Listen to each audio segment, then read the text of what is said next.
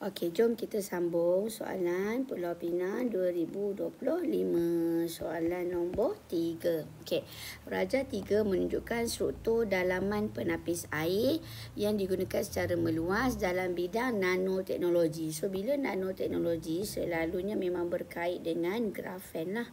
Okey, so bahan X yang terdapat di dalam biokomposit A membantu proses penapisan air yang optimum. Okey, so dia dah tunjuk dah dekat sini kan. Kita ada karbon aktif.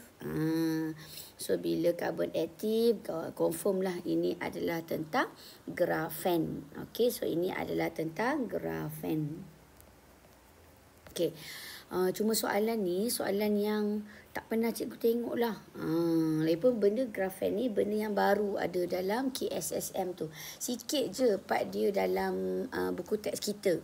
So soalan dia pun baru nak orang kata dimasukkan dalam latihan-latihan lah. Okay. Alright. So ini adalah grafen. Okay. Nyatakan kegunaan lain bagi unsur X selain penapis air. So kalau kita ingat grafen, dia memang ada bahagian dalam buku teks. Cikgu tengok buku teks pula. Kita memang ada bahagian grafen tu sebagai sensor dalam kejuruteraan tisu. Sekejap cikgu cari kalau ni. This one. Okay. Kegunaan grafen ada dekat sini. Okay. Alright. Muka surat berapa tadi tu? Muka surat 190. Okay. So, nyatakan kegunaan lain bagi bahan X selain penapis air. So, kita boleh katakan sebagai apa dalam sensor ataupun kejuruteraan tisu. Kejuruteraan tisu. Okay. Dan apa-apa lagi lah. Yang banyak lagi kat atas ni. Okay.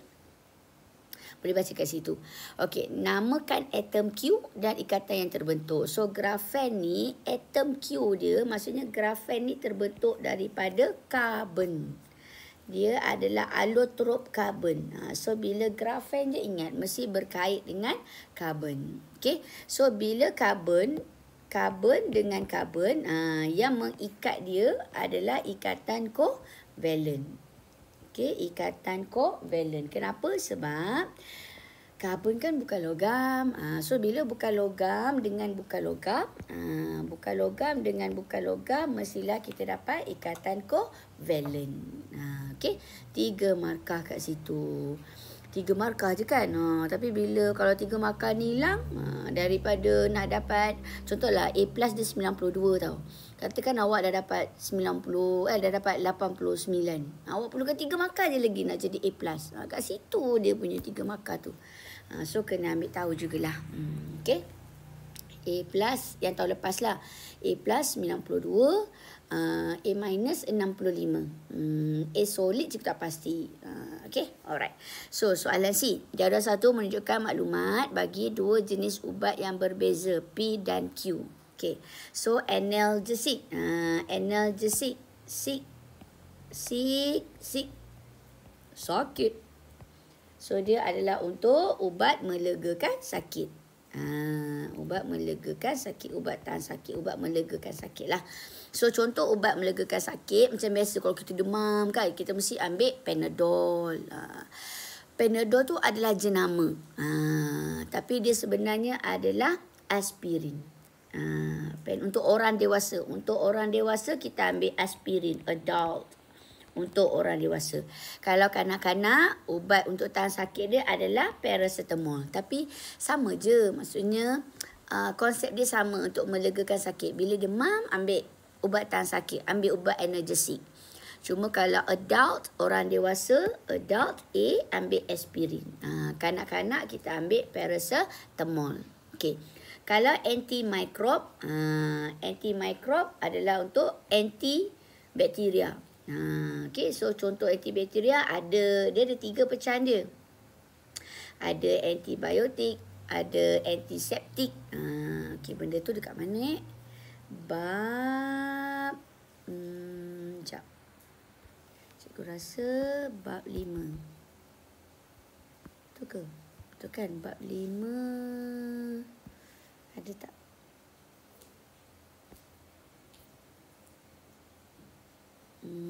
Betul kat sini. Okey. Dia ada antibiotik, antiseptik dengan disinfektan.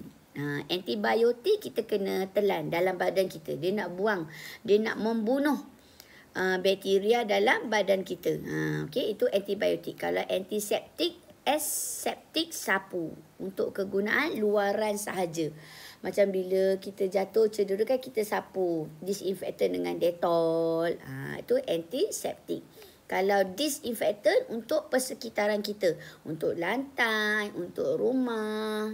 Yang ada satu video cikgu buat tu, contoh macam zaman kuku dulu kan, bila zaman kuku pula dah, zaman COVID, syarikat kuku, dia ada buat apa tu, perkhidmatan ke rumah untuk sembuh rumah daripada wabak COVID. Itu adalah disinfektan.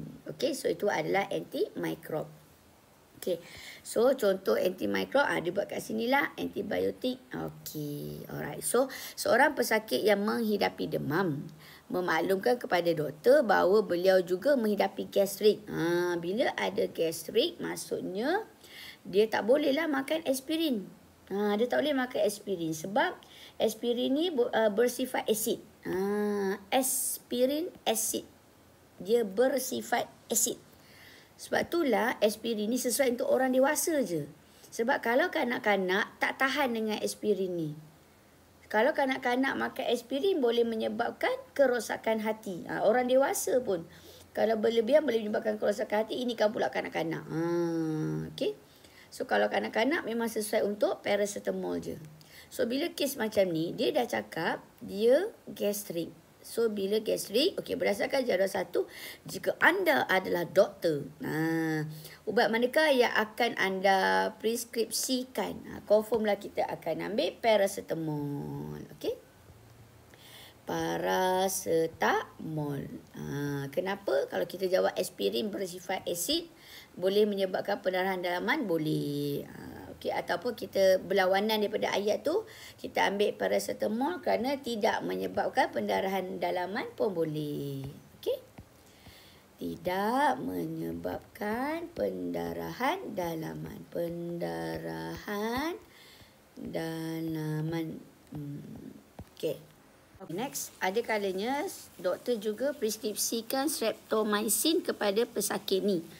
Kita tak ingat kan streptomycin tu apa kan? Tapi dia bagi clue lagi. Pesakit perlu menghabiskan ubat tersebut seperti yang telah dipreskripsikan oleh doktor. So, bila ada istilah ni, maksudnya ini confirm lah antibiotik. Antibiotik. Okay. Antibiotik. Dekat sini. Streptomycin is here. So, kenapa antibiotik ni wajib dihabiskan ikut dos? Kat sinilah. Antibiotik perlu dihabiskan supaya semua bakteria dibunuh.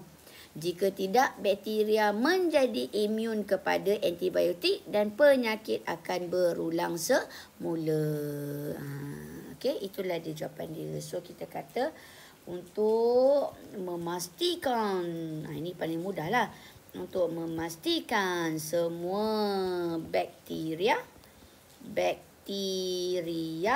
dibunuh. Okey, ataupun nak jawab untuk mengelakkan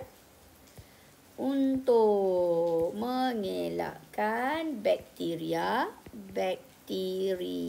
imun kepada antibiotik.